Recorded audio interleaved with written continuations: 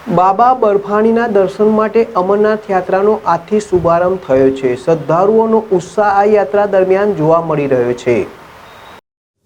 બાબા બર્ફાણીના દર્શન માટે અમરનાથ યાત્રાનો આજથી શુભારંભ થયો છે। શ્રદ્ધાળુઓનો ઉત્સાહ આ યાત્રા દરમિયાન જોવા મળી રહ્યો છે। શ્રદ્ધાળુઓ હર હર મહાદેવ અને બમ બમ ભોલેના જયકારા લગાવી રહ્યા છે। અમરનાથ યાત્રા 9 ઓગસ્ટ સુધી ચાલશે।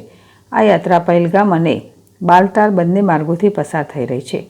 સુરક્ષા સુનિશ્ચિત કરવા માટે ભારતીય સેના, CRPF, BSF, SSB, CISF, ITBP અને જમ્મુ કાશ્મીરમાં પોલીસ જવાનો અમરનાથ યાત્રીઓની સુરક્ષા માટે તૈનાત કરાયા છે।